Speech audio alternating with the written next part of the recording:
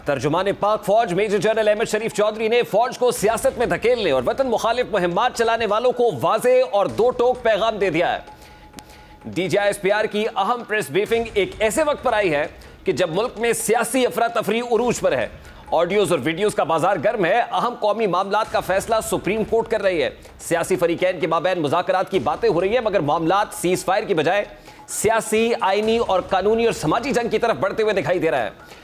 Major general Ahmad शरीफ का यह कहना कि फौज कौमी फौज है, हमारे लिए तमाम सियासी जमातें और सियासी लीडर्स काबिल एहतराम है, अफवाज पाकिस्तान का किसी खास सियासी जमात और सोच की तरफ झुकाव ना सिर्फ मानी खेज है बल्कि वाज़े और बरमला पैगाम भी है।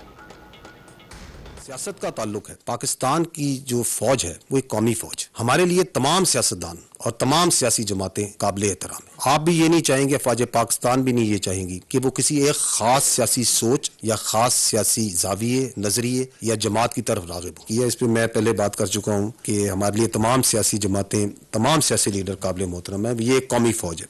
ये जो बात है जो कि आर्मी करती है, आर्मी चीफ की तरफ से जो मैं आपको बता रहा हूँ, इसके पीछे एक मंतक है, उसको समझना जरूरी है। अगर आप अक़वाम आलम में देखें तो किसी भी मुल्क में अगर उसकी फौज को किसी एक खास सियासी सोच, किसी खास मजहब, किसी खास नजरिए की हमायत या सरकोबी के लिए इस्तेमाल किया गया है तो उस मुल्क में सिर्फ इंतशार ही फैला है। ये एक हकीकत है। इसलिए पाकिस्तान के अवाम है और पाकिस्तान की अफवाज दोनों यही नहीं चाहेंगे कि इस तरह अफवाज पाकिस्तान किसी खास सियासी पार्टी या सियासी सोच की तरफ झुकाव करे, रुग़बत हासिल करे, जिस तरह हम किसी खास एक मसलक या खास इलाके की तरफ रजू नहीं होते। तैनाती होती है इन एड ऑफ सिविल, वो आर्टिकल 245 ऑफ आइन के तहत फेडरल गवर्नमेंट करती है।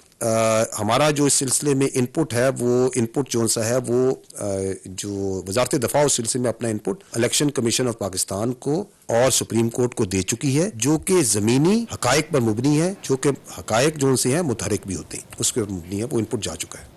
यह बयान एक ऐसे वक्त पर सामने आया कि जब एक खास सियासी जमात के सरबराह अपने तमाम तर अफ़आल का जिम्मेदार साबिक army chief general Qamar Javed Bajwa को ठहरा रहे हैं। अगर उनका बस चलता तो अब भी जो कुछ हो रहा है उसका जिम्मेदार, उसका रिस्पॉन्सिबल वो जनरल कमर जावेद बाजवा को ही ठहरा देते। उस वक्त असम्बलियां क्यों टूटी? वो chief of the army staff नहीं थे, रिटायर्ड थे। उनके साथ मुलाकात कब हुई, किस तरह ऐवान सदर के अंदर मुलाकात होती है, और उसके बाद इमरान खान साहब का ये कहना कि उनके कहने पर मैंने पंजाब और केपीज असम्बलीज को डिसॉल्व किया और आज उनकी पूरी पॉलिटिकल पार्टी, उनके कारकुनान अपनी तोपों का रुख हदफ तनकीद इदारों की तरफ किए हुए हैं। तो ऐसे में ये स्टेटमेंट खासा मानी खेज है। अभी रिसेंटली साहब ने क्या स्टेटमेंट दिया कि किस तरह उन्होंने असम्बलीज आर्मी चीफ के कहने पर डिसॉल्व। इमरान खान साहब बरमला एतराफ़ कर रहे हैं कि जनरल बाजवा के कहने पर उन्होंने असम्बलीज डिसॉल्व की थी। अब ये बहुत बड़ा आईनी नुक्ता भी खड़ा कर गया है, यानी क्या ये चीफ मिनिस्टर्स की फ्री विल के ऊपर डिसॉल्व हुई थी या खास पॉलिटिकल सरबराह के कहने पर डिसॉल्व हुई थी? बड़ा इंपॉर्टेंट बात है, क्योंकि उस वक्त साबिक वजीर आला पंजाब चौधरी परवेज इलाही साहब असम्बलियां तोड़ने से कबल बरमला इस बात का इजहार करते रहे कि असम्बलियां तोड़ना किसी भी मसले का हल नहीं है।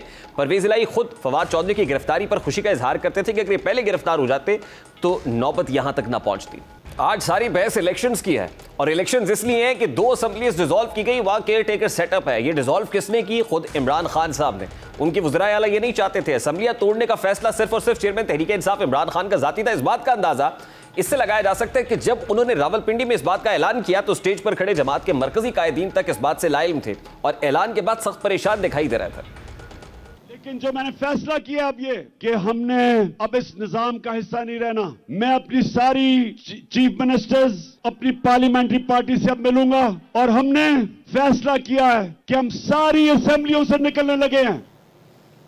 इमरान खान के इस एतराफ ने हुकूमती बयानिए को मजीद मजबूत किया है। हुकूमत के मुताबिक असम्बलियां सिर्फ और सिर्फ किसी जाती अनाद की तस्कीन के लिए मजबूरी में तोड़ी गई।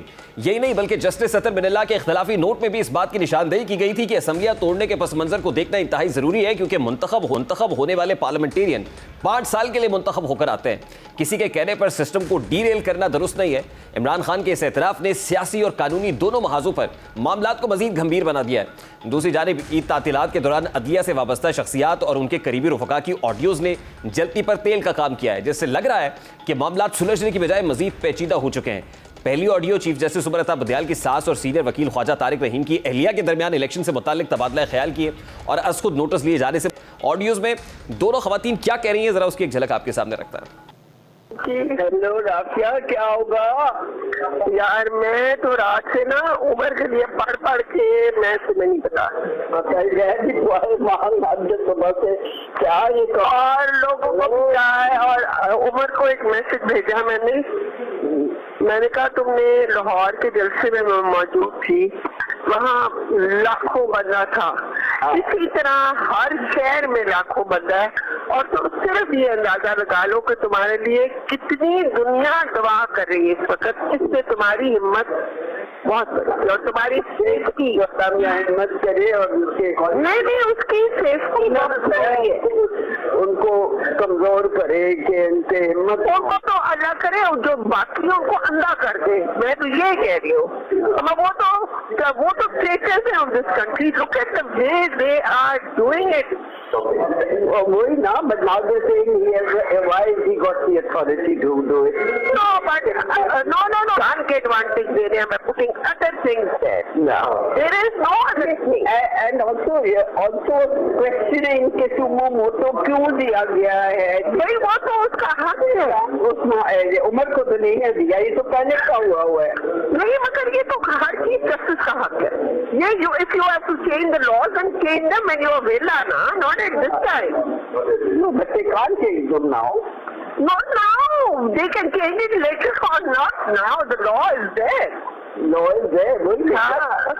वही तो वो इतना अच्छा उससे बच्चे है, तुम बिल्कुल ना आओ, तुम उमर के साथ रहो, he needs you at this moment.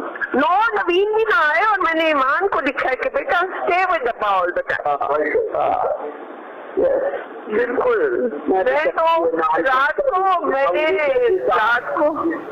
को ना मैंने दोनों को उसको इस ऑडियो के बाद दूसरी ऑडियो आज मंजर आम पर आई है जो साबिक चीफ जस्टिस साकिब निसार और ख्वाजा तारिक रहीम की है, जो पाकिस्तान तहरीक इंसाफ के वकील हैं।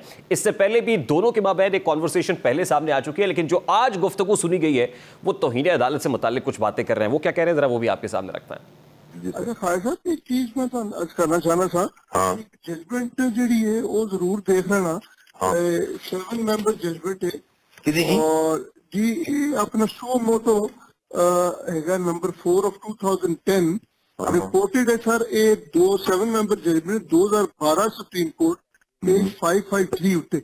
अच्छा जी, ठीक है ना जी, मैं देख रहा मैं वो भी देख लीती है जी जजमेंट जी 7 ਮੈਂਬਰ ਬੈਂਚ ਹੈਗੀ ਹੈ ਜਿਹਦੇ ਚ ਉਹਨਾਂ ਨੇ ਕਿਹਾ ਕਿ ਜਦ ਤੱਕ ਐਕਟ ਨਹੀਂ ਬਣਦਾ ਉਹਦਾ ਤੁਸੀਂ ਜਿਹੜਾ ਗੌਰ ਨਾਲ ਪੜੋ ਤੇ ਉਹਦਾ ਕਲਾਸ 3 ਮੈਂ ਹੈਡ ਨੋਟ ਤਾਂ ਲਿਖੇ ਤੇ ਉੱਥੇ ਉਹਨਾਂ ਨੇ ਰਸਤਾ ਵੀ ਦਿੱਤਾ ਹੈ, ਉਹ ਮੈਂ ਦੇਖ ਲੈਣਾ ਮੇਰਾ ਜੀ ਸਰ। ਮੈਂ ਦੇਖਿਆ ਹੈ ਉਹ ਵੀ ਸਾਡੇ ਕੋਲ ਵੇ ਆਊਟ ਹੈ।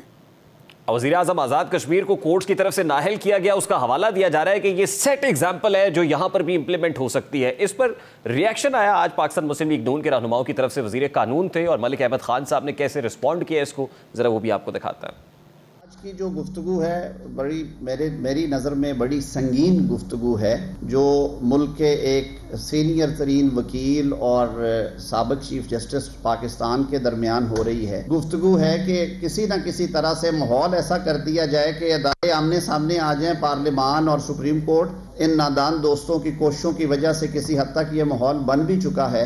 इस सियासी माहौल को कुछ 3-4 रोज़ का छुट्टियों की वजह से तवक्कुफ था, कुछ थोड़ा ठहराव आया था, तो ये आग जो है ये दोबारा भड़का दी जाएगी। इस ऑडियो टेप को हम आइसोलेशन में ख्वाजा अहमद तारिक रहीम और साकिब निसार साहब की इस ऑडियो लीक को आइसोलेशन में नहीं ले सकते।